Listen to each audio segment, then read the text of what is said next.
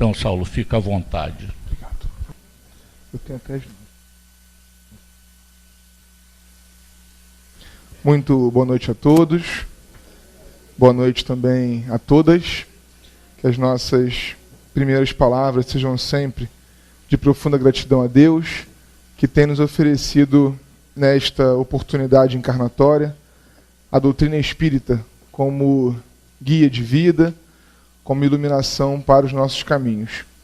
Nós gostaríamos hoje de conversar um pouco sobre um ensinamento de Jesus que está presente em 3 evangelhos. Lá no Evangelho de João, no capítulo 7, 24, em Mateus 7, 1, em Lucas 6, 37, e com um comentário bem vasto também de Paulo, em 1 Coríntios 4, 5. Trata-se da questão do não julgueis. Essa recomendação, não julgueis para não seres julgados, perdoais para seres perdoados, parece ser alguma coisa central, porque nós sabemos bem que cada evangelho teve uma composição muito particular.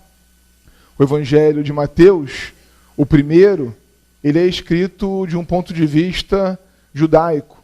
É o evangelho de alguém que esteve com o mestre e que viu do ponto de vista daquilo que havia de esperança, de perspectiva na chegada do Senhor na terra e profetizado no Velho Testamento. Nós vemos no texto de Mateus uma tentativa de correlacionar o tempo todo o Velho com o Novo Testamento, no sentido de provar o messianato de Jesus, profetizado no passado e vindo agora acrescentar, então, como o advento da lei de Moisés tinha já mudado muita coisa na região. O Evangelho de Lucas é bastante diferente dos outros todos, porque Lucas não conheceu o mestre, também não era judeu, escreve de um ponto de vista muito mais romano, daquele que conhece o Cristo através dos outros, e entrevistando Maria, que nós podemos quase sempre fazer essa comparação, o Evangelho de Lucas como o Evangelho de Maria. Já João, de modo também bastante diverso, faz um evangelho profético, tanto que o Apocalipse nos traz uma série de previsões e precisa ser avaliado também com os seus símbolos, com suas imagens. Mas nos 3 estão presentes aí a imagem do não julgueis.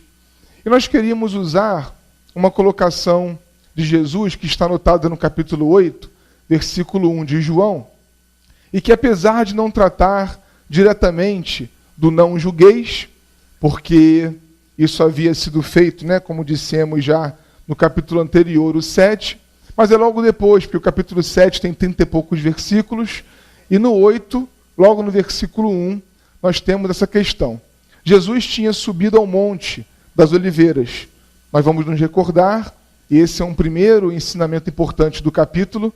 Jesus, apesar de ser tudo quanto nós hoje sabemos que ele é, imaginem, um espírito governador do planeta, líder de uma pleiade de espíritos, responsável por organizar as bases de vida na Terra.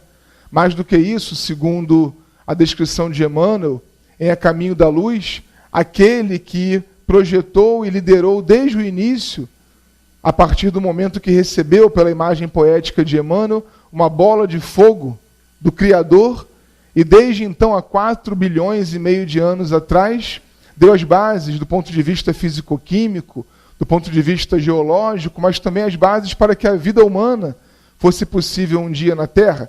Então Jesus é puro espírito há muito tempo. Pelo menos, vejamos, os números ficam até um pouco confusos em nossa cabeça, porque se há quase 5 bilhões de anos ele construiu a Terra, há quanto tempo Jesus está na sua caminhada e há quanto tempo ele é puro espírito? Porque não deve ser uma missão dada a um espírito inexperiente. Nós temos, assim, uma escala espírita na nossa cabeça, que o Livro dos Espíritos nos oferece, e que já é relativa. Kardec gosta sempre que ele faz uma classificação de dizer, olha, isso aqui é muito mais didático do que absoluto, porque uma série de outros níveis vão se dar nas transições. Mas essa escala espírita termina quando nós alcançamos a pureza espiritual. Já na Revista Espírita, se não me falha a memória, de 66, no mês de janeiro, há um texto de São Luís em que ele vai projetar uma outra escala espírita. São Luís diz que há uma escala dos cristos, dos espíritos crísticos, e Jesus estaria no topo da escala dos espíritos crísticos. Então é alguma coisa assim de inimaginável, mas de muito grandioso. O que dá aí um reforço à página que o Gilberto tão bem comentou, que Emmanuel termina dizendo que Jesus poderia, se quisesse, e ele não quis. Vamos ler para não perder aqui a fidelidade. Humilhou-se para que nos exaltássemos e confundiu-se com a sombra, a fim de que a nossa luz pudesse brilhar, embora lhe fosse fácil fazer-se substituído por milhões de mensageiros, se desejasse. Então, um espírito desse naipe, responsável pelo orbe e por esse sistema planetário em que nós vivemos, poderia se fazer substituído no momento que quisesse. Mas ele esteve conosco. E nesse momento, João 8:1, ele retira-se para orar. É um primeiro ensinamento importante desse item do Evangelho de João. Porque às vezes, e nesse final de semana mesmo, ouvimos um amigo, durante um seminário, que fazíamos dizer, porque nem sempre nós precisamos exatamente da oração. Nós podemos, por exemplo, viver em estado de prece. É verdade. É o desejável.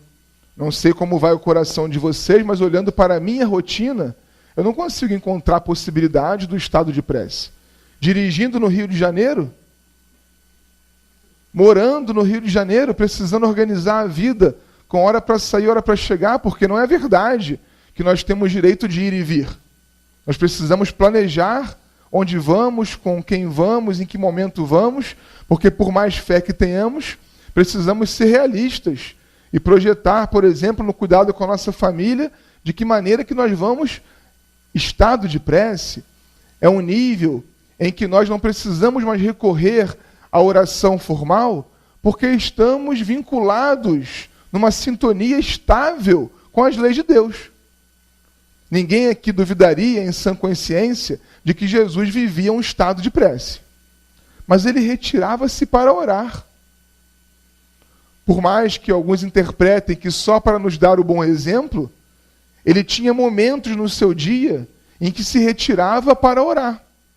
Se Jesus precisava disso, quanto mais nós, que vivemos em nossas instabilidades emocionais, às vezes, no momento, por exemplo, que estamos na casa espírita, elevados, percebendo os bons espíritos, num certo grau de sensibilidade que temos e nos sentindo motivados, mas isso dura algumas horas, talvez um dia, e as lutas da vida evidenciam aquilo que nós ainda estamos, e a impaciência chega, a angústia, os temores, a dúvida, enfim. Nos vemos no espelho, o espelho da alma, esse certamente o Gilberto usa, para nos auxiliarmos no exercício de autoconhecimento, olhando ali o que precisa mudar, o que requer reforma. A oração tem esse peso todo. Descendo do monte, Jesus foi para um lugar que ele não costumava frequentar muito, o que é um outro sinal também de uma profunda avaliação que precisamos fazer na nossa relação com a casa espírita, que é o nosso templo cristão. Poderia ser outro, mas esse daqui é o nosso, falaremos desse. Jesus foi ao templo, ele não ia muito ao templo.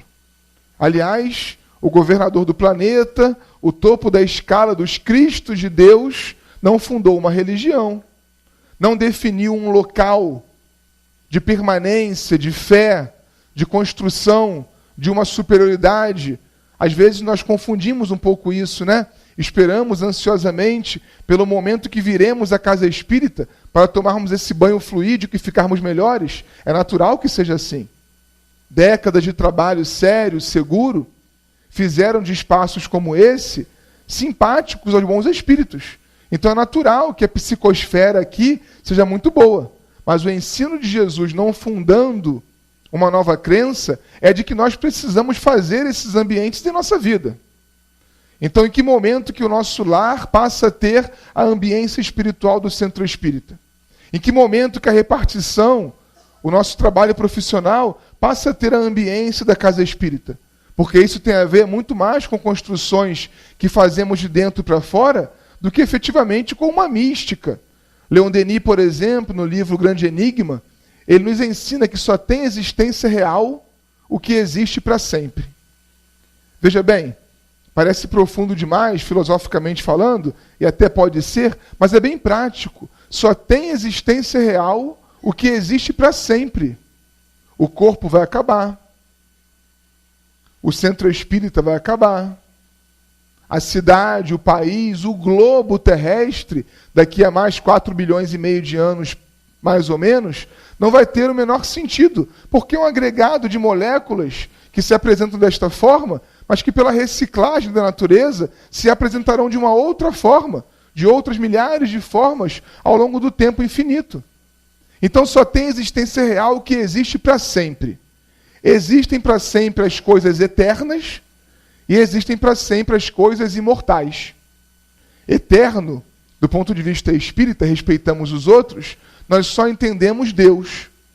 Porque eterno é aquilo que nunca foi criado, não teve início e não terá fim. Nós somos imortais. Tivemos um início, mas nunca teremos fim também. Então, tirando o espírito e Deus, todo o resto não tem existência real, porque existe agora e não existirá um pouco depois. Não podemos, então, nos fixar excessivamente no livro, num objeto, no templo, porque isso tem existência passageira, circunstancial. E a construção que esse ambiente nos oferece precisa ser uma construção interna. Jesus sabia disso e quase nunca ia ao templo. Mas naquele dia ele foi. Foi ao templo e quando ele abriu a boca para começar a sua preleção, a princípio para os seus discípulos e naturalmente para os outros que iam se chegando quando Jesus começava a falar, um grupo de fariseus trouxe-lhe uma mulher. E segundo a anotação de João, para criar uma situação difícil para Jesus. A intenção era criar uma pegadinha. Como muitas vezes nós vemos os fariseus criando, e por isso Jesus tem um discurso tão distinto quando conversa com o povo, quando conversa com os seus discípulos, ou quando conversa com os fariseus.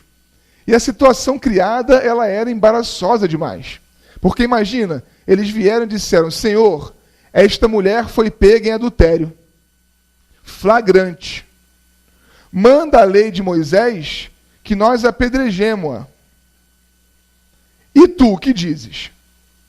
Se Jesus defende a mulher, dizendo, vocês não devem apedrejá-la, ele entraria em contradição.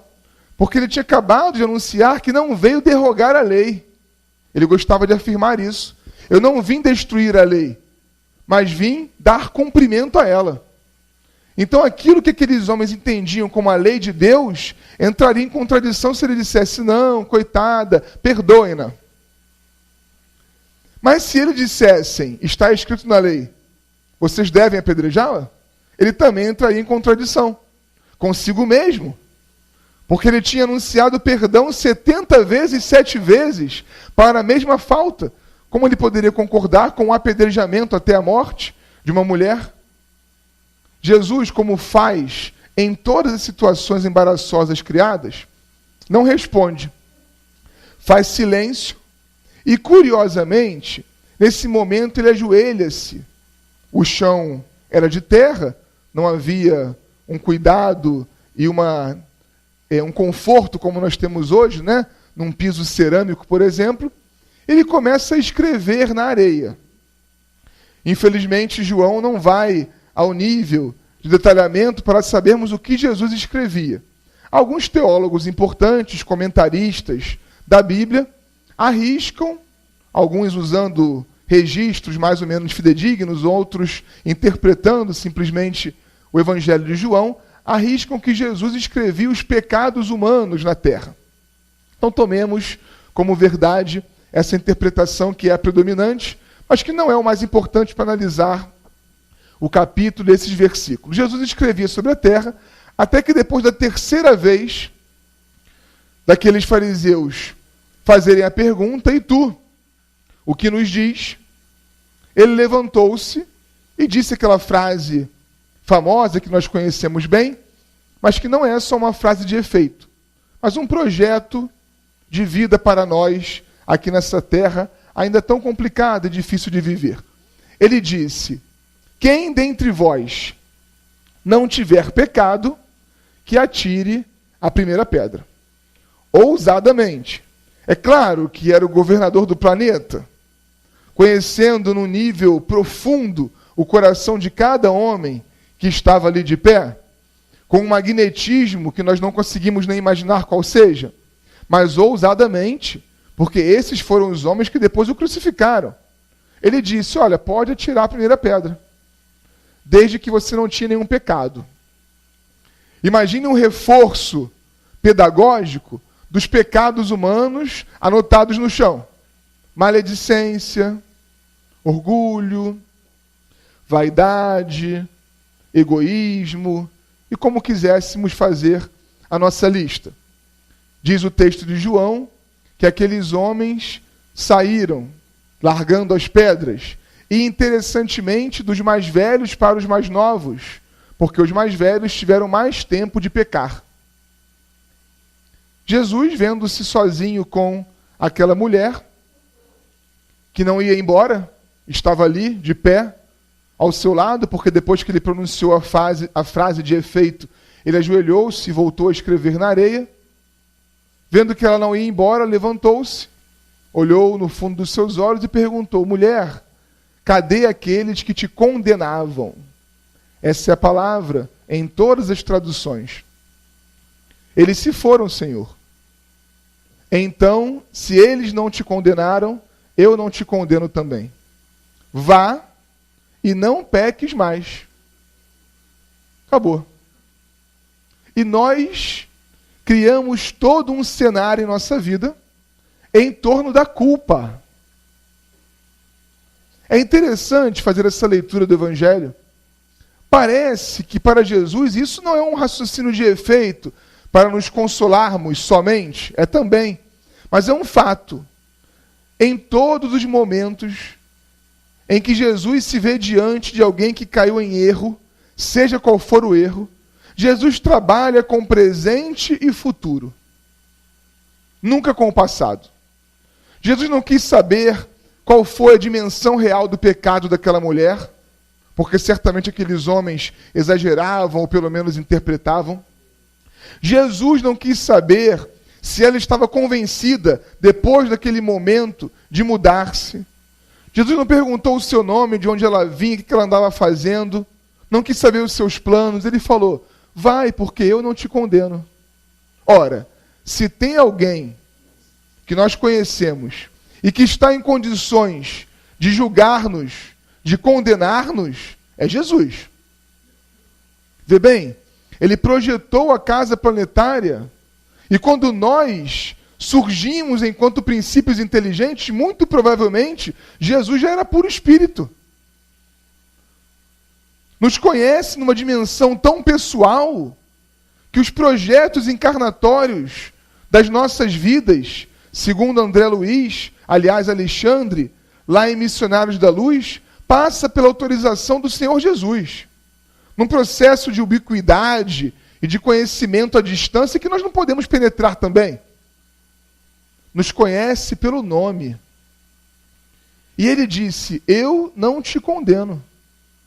Mas também enunciou um projeto de felicidade dali para frente. Vá e não peques mais. Às vezes, não foi o caso, ele acrescentava: para que não te aconteça coisa pior. A ideia é o que nós podemos aproveitar dos nossos erros para que não nos enganemos futuramente. Porque aquilo que passou, passou. A palavra é muito boa: passado. Ficou. Não tem nenhum sentido para nós a dimensão do que nós éramos no passado, a não ser para nos entendermos como estamos agora. Porque esse é outro grande consolo que a doutrina espírita nos oferece. Aquilo que nós estamos e não aquilo que somos. Veja bem, quando nós falamos assim: eu sou orgulhoso, há um erro, há um problema doutrinário sério nessa frase. Ninguém é orgulhoso. nós estamos orgulhosos, estamos egoístas, estamos impacientes. Precisamos ter a dimensão do espírito imortal, que é perfectível. Por isso que Jesus não se impacta tanto, e muito menos nos condena, pelas circunstâncias do hoje. Porque ele tem a dimensão do futuro espiritual que nós temos, que é muito mais importante do que os erros de hoje. Não confundir com o sem vergonhice. Isso não tem nada a ver com aquela fuga espírita comum, em que nós repetimos assim, não deu para fazer hoje, eu faço amanhã, porque tem muitas encarnações pela frente. Cuidado. Cuidado porque, por um lado, nós realmente não somos condenados, cobrados, julgados, mas, por outro, nós não temos a certeza, aliás, nenhuma certeza, de que as próximas experiências encarnatórias serão tão boas quanto essa. Essa é uma questão muito séria, que às vezes, na dificuldade, na dor, no labirinto da vida, nós não conseguimos dimensionar. Essa oportunidade encarnatória, da qual nós reclamamos diariamente, provavelmente é a média psicológica de nós aqui hoje nessa sala, porque essa é a média na Terra, é a melhor oportunidade que nós temos. Veja pelo simples fato de estarmos hoje aqui. O Espiritismo, ele é conhecido, não posso nem dizer praticado, porque seria necessário uma estatística muito mais a fundo. O Espiritismo é conhecido por aproximadamente 4% dos brasileiros. 4% de 207 milhões se autodeclaram espíritas. Isso, no Brasil, que é o maior país espírita do mundo, estatisticamente não faz diferença. 4% é muito pouco. Se nós pegarmos esses 4%, adicionarmos o tanto de espíritas que existem pelo mundo, que é muito menos do que isso, e colocarmos no percentual agora de 7 bilhões e meio de seres humanos, a gente poderia praticamente dizer que o Espiritismo não existe, estatisticamente. E nós o conhecemos. E o conhecemos num lugar em que casas espíritas abrem as portas todos os dias, sem nos cobrar nada para entrar. Muitos grupos espíritas na Europa e nos Estados Unidos, para ficarmos com o exemplo dos lugares ricos e desenvolvidos economicamente, precisam cobrar a palestra para manter o aluguel da sala, que é caríssimo quando as pessoas descobrem que ali se evocam espíritos, pelo preconceito que existe em torno do espiritismo. Nos Estados Unidos é comum o centro mudar de endereço a cada 3, 5 anos, que é o tempo do aluguel, nunca renovado para um grupo espírita. Ter uma sede própria, fazer puxadinhos como nós fazemos em nossas casas espíritas, impensável. E nós reclamamos. Muitas vezes reclamamos do país, da família.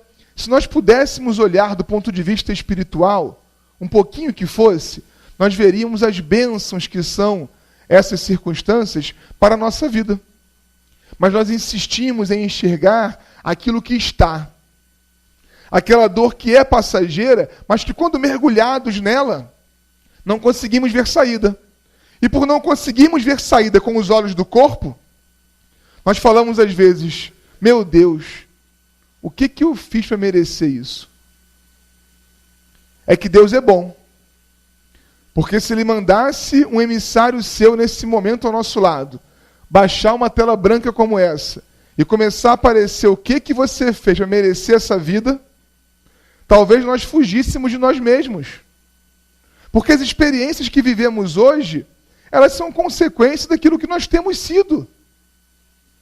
Não existe, íamos falar em espiritismo, mas entendendo a lei de Deus, não existe no universo, não existe a programação da lei de Deus para que as coisas estejam escritas e sejam de um modo definido e fechado na vida de ninguém. Livre-arbítrio, possibilidade de construção de nós mesmos, autonomia espiritual, são para coisas assim que nós fomos criados. Mas nós precisamos estar no controle das circunstâncias passageiras da vida, porque quando as coisas nos controlam, é que começam os problemas. Foi assim que definiram os espíritos o conceito de paixão em O Livro dos Espíritos. Uma imagem tão bem feita. Um cavalo. Quando a paixão é um cavalo controlado por aquele que o montou, ela é a melhor coisa do mundo. Porque é aquilo que promove no ser humano vontade.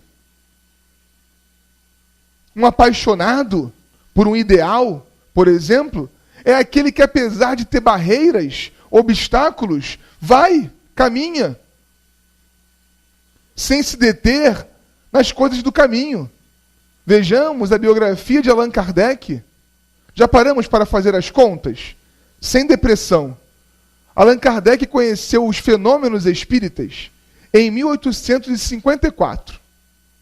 Em 57, ele lançou um livro sobre isso. Primeira pergunta, o que ao conhecer hoje, em 3 anos eu escrevo um livro sobre?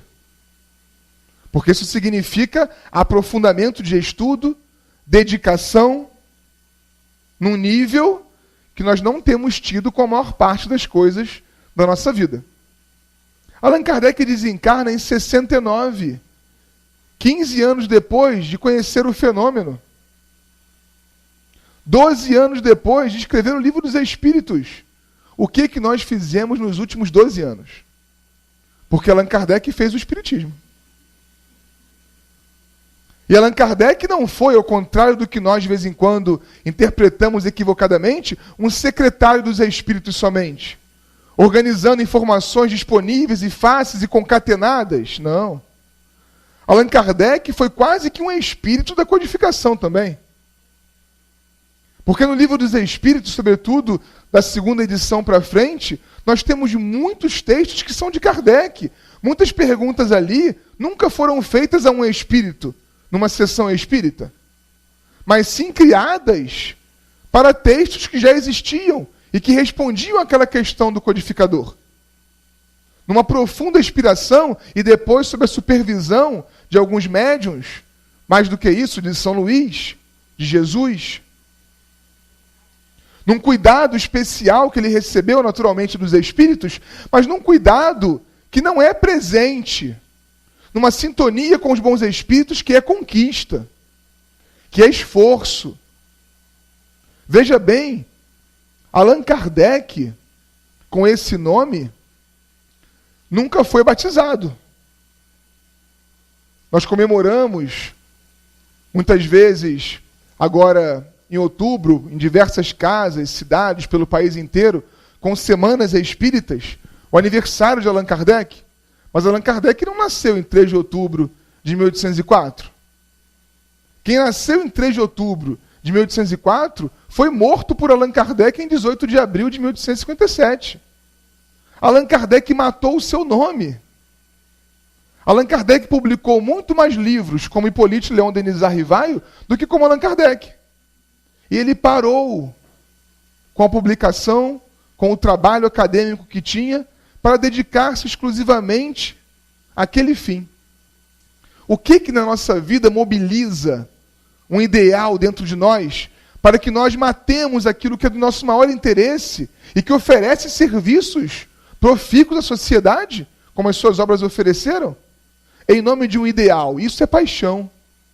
Agora, quando a paixão é um cavalo desgovernado, que sai por aí andando, e é ele que define o nosso caminho, estamos montados ali, como coadjuvantes, e não como aquele que define onde o cavalo vai, aí a paixão é um vício. Torna-se um mal, porque ela passou a nos controlar. Ora, não existe nada do lado de fora da nossa vida, porque a vida é espiritual em si, que possa definir o que eu sou, ou como a minha vida vai.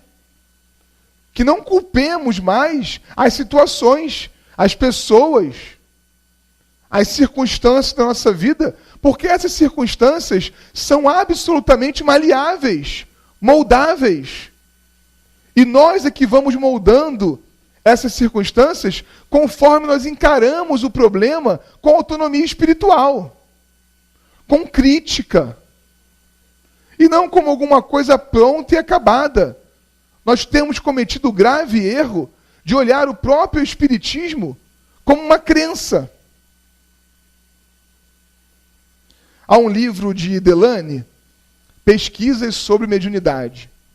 Um livro publicado pela editora Conhecimento aqui no Brasil, e que é, assim, um repositório formidável para aqueles que trabalham com a mediunidade. Um livro grande, de quase 600 páginas, mas que vale muito a pena para aqueles que atuam nesse campo. E Delane, logo no capítulo 3, se não me engano, do livro, faz uma avaliação para nós vermos que nossos problemas não são novos, porque isso tem mais de 120 anos. Delane diz que é muito triste observar, essa é a reflexão dele, é muito triste observar que na maior parte dos grupos espíritas, nós encontremos muito mais espíritas do segundo tipo do que do primeiro. E ele classifica. O primeiro tipo de espírita é aquele que se convenceu pelo fenômeno e permanece no grupo criticamente procurando em cada fenômeno e ensino a verdade. O segundo tipo é aquele que se convenceu de alguma forma pelo fenômeno. Ele parte do fenômeno porque é o ponto de partida da organização doutrinária, filosófica e espírita. E a partir desse momento, julga como verdade tudo que provém de uma determinada fonte. É o que nós temos feito aqui no Brasil com os médiuns. Isso é tão grave, nós criamos um ambiente tão místico em torno da mediunidade, que hoje em dia o médium fica chateado quando alguém questiona a mensagem que veio por ele. Essa talvez seja a maior aberração espírita de todos os tempos. Porque Allan Kardec ensinou em O Livro dos Médiuns que a contribuição de um médium é exclusivamente mecânica. Ele é só a ferramenta, o equipamento, pelo qual aquela mensagem veio. Ele não tem, não deve ter, a menor relação com o conteúdo. O conteúdo é espiritual. Então, quando ele recebe uma mensagem, ele tem a obrigação de colocá-la para a crítica dos membros do grupo. Avaliar criticamente. Nós estamos no momento inverso disso, onde correntes espíritas do WhatsApp têm mais credibilidade do que o Livro dos Médiuns. Ou pelo menos são mais lidas do que o Livro dos Médiuns. Ora, Allan Kardec utilizou-se de médiuns, tanto mulheres quanto homens, preferencialmente mulheres. E há uma estatística muito interessante, há um livro editado lá pela editora Leon Denis, que é um bom exemplo disso, chama Reflexo da Vida Espiritual. São mensagens obtidas pela médium W. Creel, Madame Creel, uma médium muito conhecida em Paris, na época de Kardec, e através dela muitas mensagens foram para a codificação. A mais famosa é aquela de Cáritas, a prece de Cáritas, que é uma coisa assim de um elevo, né? De uma sublimidade. Não conseguiríamos questionar uma linha daquela mensagem, de tão doutrinária e sublime que ela é. Mas há mensagens da mesma médium, pela mesma médium, lá no Livro dos Médiuns, no capítulo das mensagens apócrifas. É muito natural que por um médium vem uma mensagem muito boa e pelo mesmo médium uma mensagem muito ruim. Porque para Kardec o bom médium é aquele que é menos enganado. Olha o que existe nas entrelinhas dessa classificação de Kardec. Se o melhor médium é o que é menos enganado, é porque todo médium é enganado. Em algum nível, em algum percentual. E nós estamos hoje no Espiritismo, às vezes como se estivéssemos numa religião. E o Espiritismo não é uma religião. Pelo menos não na sua origem. Porque quando Kardec estabelece em O Livro dos Espíritos e explica tão bem ao longo da codificação essa tríade, filosofia, ciência e religião, ele deixa muito claro que a religiosidade produzida pelo Espiritismo é consequência é um sentimento que surge a partir de uma reflexão moral necessária, impressa na filosofia espírita. Mas antes de chegarmos nesse ponto, nós questionamos os conhecimentos espíritas. A doutrina espírita não é um sistema de crenças fechado. Ao contrário, é um sistema que foi experimentado por um protocolo científico. Por mais que não consigamos fazê-lo pelo mesmo protocolo científico da ciência clássica, porque ela é materialista, não dá para você estudar um fenômeno espírita com um protocolo de trabalho que estuda a matéria, porque são leis que muitas vezes divergem pela maneira como a ciência vem se construindo. Mas os fenômenos espíritas, eles têm uma gênese que fazem surgir, que fazem brotar uma filosofia. E quase sempre, nós que chegamos e encontramos a doutrina pronta, estamos nos relacionando com ela como se ela fosse uma religião.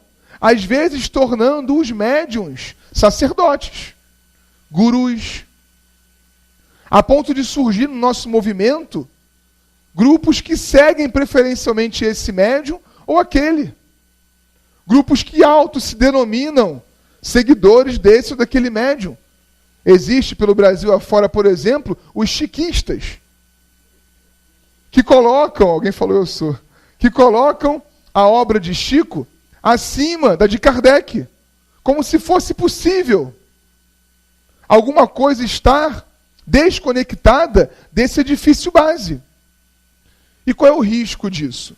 O risco está em não construirmos uma fé sólida e sermos balançados por algumas circunstâncias do dia a dia. Exemplo, o momento que vivemos. Ao olhar para o lado de fora, não tem como negar que nós passamos por um momento de grande turbulência. Turbulências sociais, econômicas, turbulência no campo do convívio entre as pessoas, que com o advento da internet, todos nós ganhamos voz. Pensávamos aquilo que agora expressamos lá no Facebook. E por todo mundo expressar o que pensa, guerras de palavras, de sentimentos, de vibrações aumentaram, ganharam largas proporções. Se a nossa fé espírita está alicerçada numa mística, num sacerdócio, numa liturgia, nós não estamos prontos para lidar com o tempo que vivemos. Precisamos de bengalas, de suportes exteriores, para não ficarmos desesperados e não concordarmos com aqueles que dizem: a vida está muito pior hoje. Como pode nós encontrarmos espíritas se expressando na rede social a favor da pena de morte? Não são 2 ou 3. Como que nós podemos encontrar espíritas que são a favor de máximas como bandido bom é bandido morto? É porque a fé espírita não se consolidou. Chegamos ao ponto de separar as coisas, como se o cuidado com o ser humano fosse algo que nós pudéssemos diferenciar. Esse merece um cuidado e o outro merece outro. Porque não conseguimos conectar aquilo que Jesus nos ensinou com o dia a dia. Porque não conseguimos olhar para o outro e enxergar um irmão, um espírito imortal perfectível. Já paramos para pensar? Não somos só nós que somos perfectíveis. O maior criminoso que nós já conhecemos também é. E tem exatamente os mesmos direitos perante as leis de Deus do que nós mesmos. E às vezes, por um julgamento muito equivocado, nós não conseguimos enxergar que aquela criatura, em alguns níveis, está até à nossa frente. E que quando se arrepende e se converte a esse entendimento renovado que é Jesus, dá um salto que nós muitas vezes não conseguimos dar pelas nossas limitações que nós mesmos nos impusemos, como, por exemplo, a culpa. Imaginem, no mesmo tom em que o Gilberto adotou no seu comentário, se criaturas como Paulo, como Pedro, exemplifiquemos Pedro. Pedro era o amigo mais próximo de Jesus. O único que era capaz de ficar noites inteiras, uma após a outra, sem dormir, ouvindo o Mestre. Deixar a sua família para seguir o Senhor nas viagens. Aquele que ofereceu o seu lar para que fosse inaugurado o primeiro culto cristão no lar sobre a face da terra. Aquele que no momento do lava-pés disse: Senhor, deixa que eu te lave os pés, porque eu não sou merecedor disso. E Jesus disse: se eu não te lavar os pés, não entrarás comigo no reino dos céus.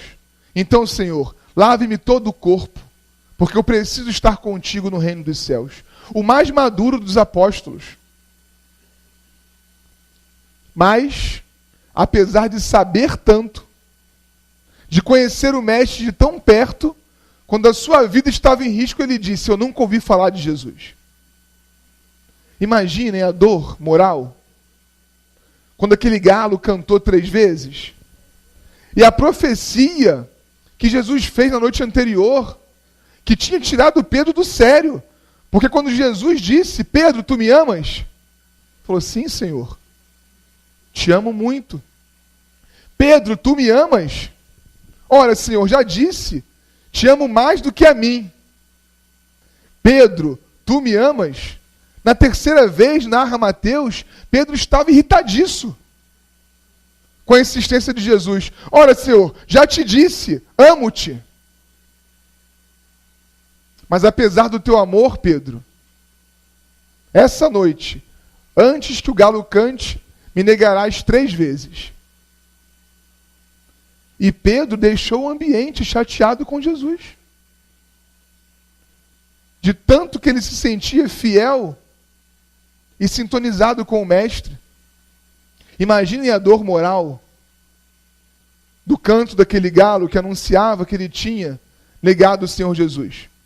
Pedro poderia ter ficado ali, sentado no pátio da casa de Caifás, o sumo sacerdote, entristecido, angustiado, se sentindo culpado, dizendo: eu não valho nada, traí a quem mais me amou, sou um covarde. Pedro poderia ter se autoflagelado, ter se permitido as mais graves obsessões, ter mergulhado numa depressão profunda e desencarnado, doente. Mas Pedro fundou o cristianismo por um movimento da alma chamado arrependimento. Porque segundo o estudo que Kardec faz em O Céu e o Inferno, baseado no Velho e não no Novo Testamento, baseado lá nas palavras de Ezequiel, porque o Senhor não quer a morte do pecador, mas que ele se arrependa e se converta. É aí que está baseada a filosofia espírita, que evidencia que no mundo espiritual não haverão castigos para aquilo que fizemos de errado, mas novas oportunidades para que possamos consertar aquilo que no espelho da alma está evidente que não está bom. Que ao perceber as nossas dificuldades, os nossos erros, que ao vermos na lista feita na areia da vida, as dificuldades que ainda tomam conta do nosso coração, nós possamos projetar vidas como a de Pedro. Imagina se Paulo, na condição de Saulo de Tarso, ficasse ali preso à culpa de ter matado o primeiro que morreu em nome de Jesus. Isso é muito. Alguns, minimizando o tamanho da conversão de Saulo de Tarso, dizem: mas ele já era alguém impetuoso, corajoso, alguém fiel, mas era um assassino. Alguém que pelo seu ideal, apaixonado, num cavalo que o guiava e não o contrário, deu margens a um orgulho daquele que o impediu de ficar com Abigail, que o perdoou. Para quem não leu Paulo e Estevão ainda, não desencarne antes de fazê-lo. Ivone Pereira diz que depois da codificação espírita é a maior luz que desceu dos céus à terra. Abigail perdoou Saulo e ele com o seu orgulho abandonou-a. E ela morreu de tristeza pelo seu abandono. Ele poderia ter ficado tão culpado por isso, imagina? Matei o irmão da minha noiva e ela, desalentada por isso, após o meu abandono, morreu também. Mas é graças a Paulo que nós estamos aqui. É graças a Paulo que nós conhecemos Jesus. Porque Jesus, segundo os historiadores, nunca andou mais de 20 quilômetros. Imaginem, 20 quilômetros. Vai da Taquara até onde, 20 quilômetros? Não chega nem no centro da cidade. Jesus viveu numa aldeia de pescadores. Paulo retirou o evangelho de Levi dali e espalhou pelo mundo, fazendo viagens sacrificiais que nós nunca vamos imaginar com as facilidades que temos hoje de transporte, de locomoção. Que nós possamos fazer do arrependimento, da análise daquilo que eu não quero mais para mim, uma força, uma paixão, para sairmos dessa condição e caminharmos para aquela que desejamos. E isso não o faremos por uma virtude mística que cairá dos céus. O que nós acreditamos, meus irmãos, que acontece quando sentados na beira da cama, daqui a mais ou menos umas 2 horas e pouco, fazendo a oração com a qual finalizamos o dia, porque entendemos já, né, a importância da oração, e pelo menos para abrir e para fechar o dia, nós oramos. E às vezes tumultuados por uma situação qualquer em família, por uma turbulência no trabalho, na vizinhança, até na casa espírita, nós falamos: Senhor, dai-me paciência. Tem coisas que não deve nem se pedir. Porque o que nós estamos achando que vai acontecer quando nós pedimos: Senhor, dá-me paciência? Será que depois que nós deitarmos para dormir, a falange do professor Eurípides, acumulando aquelas forças vibratórias que nasceram na fazenda de Santa Maria, quem sabe potencializado por aquele amor de senhor Mariano, vão entrar no nosso quarto e por um passe magnético acordaremos amanhã às 6 horas pacientes? Não é assim que funciona. Não é esse o poder da oração, não é um poder místico. Porque Deus não nos faz favores. Deus não nos concede presentes. O grande favor de Deus, que Ele deu absolutamente, sem que nada fizéssemos por isso, foi a vida. Daí para frente, a lei define que através do nosso esforço, do nosso trabalho, as conquistas virão. Progresso individual, autonomia espiritual. Então, quando eu peço: Senhor, dai-me paciência, se isso é com sinceridade, pela força do autoconhecimento, pela análise do espelho da alma, no dia seguinte, na casa espírita, no serviço profissional, na vizinhança, na família, em algum lugar, Deus vai nos oferecer mais um chato, mais uma pessoa inoportuna, mais alguém que testa os nossos limites, que nos cria obstáculos, porque é através dos obstáculos que nós crescemos. Não é assim até na vida material? Trabalhamos com jovens num determinado projeto, e um deles, com 18 anos, estava felicíssimo. Isso aconteceu há 1 ano atrás, mais ou menos, porque tinha conseguido o seu primeiro estágio do curso técnico que eles fazem lá. E conversando sobre aquela conquista, sobre aquela vitória, ele contou que apesar de ser pouco o dinheiro da bolsa auxílio que ele recebia, ele estava muito feliz com aqueles R$457 por mês. Eu perguntei a ele como é que ele estava se virando, se os pais dele continuavam dando alguma ajuda. Ele falou, não, Saulo, quando eu ganhei a bolsa, meus pais disseram, olha, agora a gente não vai te dar mais aquela mesada que nós dávamos. Ele recebia R$450 de mesada, nos contou. E então ele passou a viver com o dinheiro da bolsa, que era o mesmo dinheiro. Eu falei, mas está tudo igual? Ele falou, mais ou menos, né? Porque antes eu gastava o dinheiro da mesada em um final de semana. E agora dura o mês inteiro. Por quê? Porque aquilo que você ganha com o seu esforço, do ponto de vista material, com o seu suor, é muito mais valioso, mas muito mais. Aquilo que o outro me dá, sem que eu tenha a dimensão do esforço que o outro faz. Meu pequeno tem 6 anos, fomos ao caixa eletrônico outro dia, ele falou, que beleza, papai, você coloca o dedo e o dinheiro sai. Eu parei tudo. Nessas horas, precisamos ficar atentos, né? Sentei no primeiro degrau que encontrei e expliquei a ele qual era o processo que acontecia na vida para que eu colocar o dedo ali e tivesse alguma coisa para sair. E nas próximas férias que ele teve, levei-o para o trabalho, para ele ver quanto que custava de esforço, de dedicação, de tempo, cada nota que saía dali.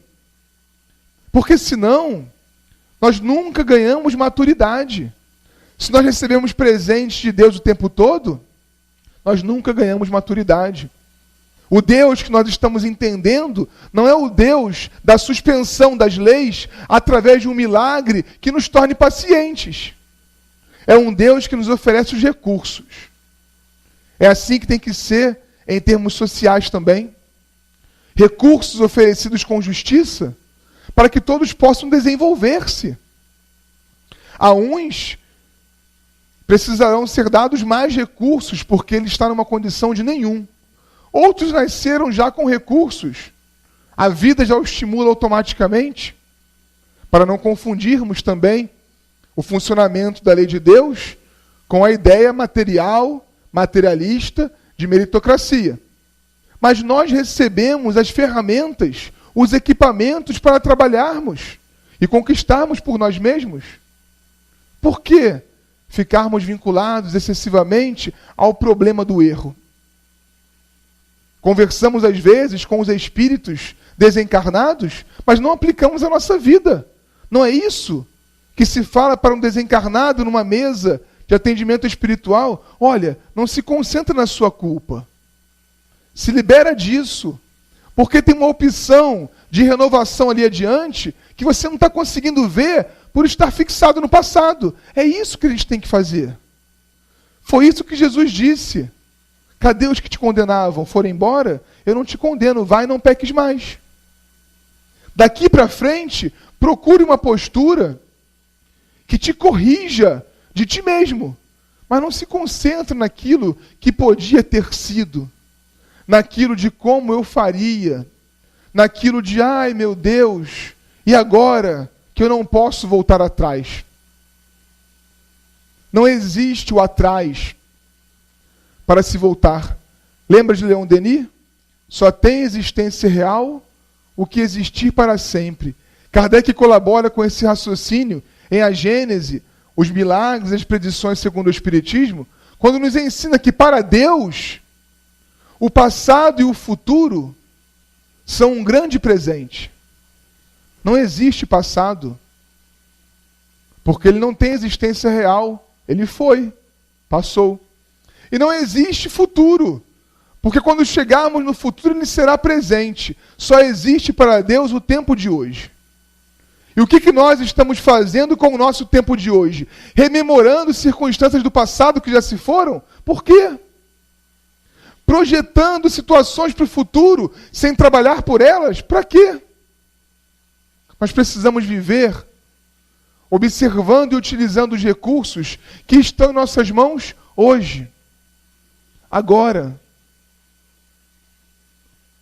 Ao fazermos as listas dos nossos problemas, porque por aí começa o exercício do autoconhecimento, como ensina Santo Agostinho, em O Livro dos Espíritos, que nós possamos dar continuidade, planejando como que eu faço para aquele item ali, que de repente pode ser impaciência, se modifique.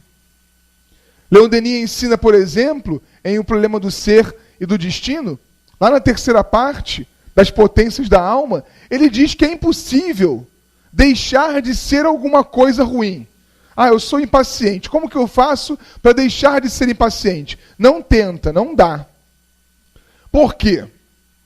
Como disse Kardec em A Gênese mais uma vez, o mal é só a ausência do bem. Lembra disso? Filosoficamente, o mal é um buraco que não foi ocupado ainda com virtudes cristãs. O vício é isso. Eu sou impaciente. Impaciência é um buraco que quando eu coloco paciência, deixa de existir. O mal não é. O mal está.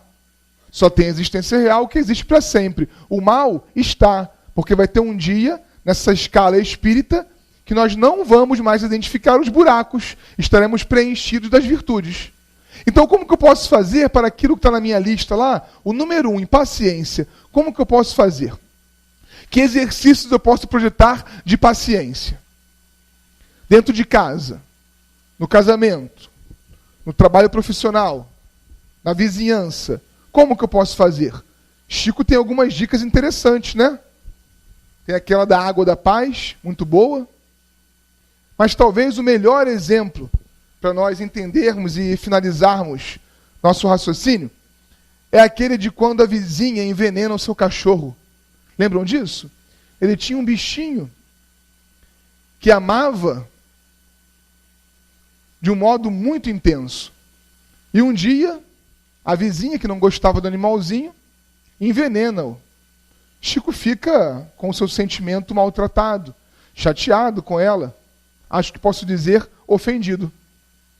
E Emmanuel aparece e fala: Chico, ela está precisando de uma máquina de costura. Você vai comprar e dar de presente para ela.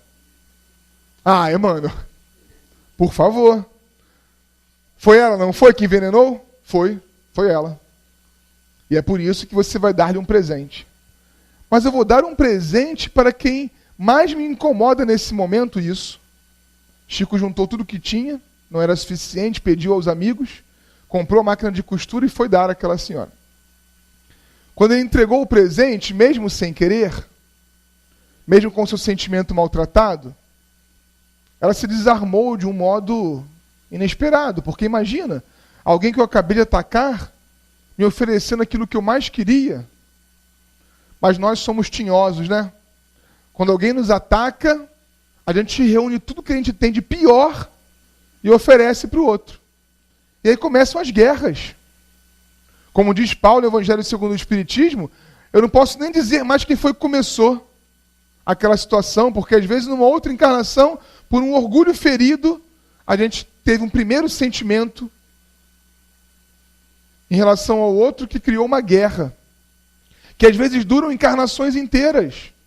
Quem sabe a gente pode começar por aí, oferecendo ao outro que mais nos incomoda alguma coisa que a gente sabe que o outro quer. Quebrando os ciclos do mal. E quem sabe, colocando naquele buraquinho que ainda existe dentro de nós, 1 miligrama da virtude, da abnegação, da paciência, do altruísmo, porque é só assim, meus irmãos, que nós conseguiremos alcançar felicidade. Não será de outro jeito. Não será disputando. Não será querendo convencer o outro de que aquilo que ele pensa, diz ou faz está errado. Ninguém convence ninguém no jogo de palavras. Que nós possamos fazer como Jesus e exemplificar aquilo que estamos desejando para nós. Porque assim nós teremos condições, efetivamente, de nos transformarmos naquilo que nós já queremos ser. É por isso que nós estamos aqui. Nós estamos aqui porque, honestamente, já queremos ser melhores, senão estaríamos em qualquer outro lugar, descansando, passeando, com os nossos. Nós estamos aqui porque queremos um alimento da alma, que é um pouco mais do que o alimento do estômago físico. Que nós possamos tratar o Espiritismo efetivamente como um exercício de viver, como uma filosofia de vida, e não como um presente que eu recebo 1, 2, 3 vezes por semana, e às vezes, ao chegar na vida, não consigo conectá-lo com o meu dia a dia, com as minhas necessidades espirituais. Que o Senhor Jesus possa abençoar os lares de todos nós e nos imprimir essa vontade, essa boa paixão da transformação sempre. Graças a Deus.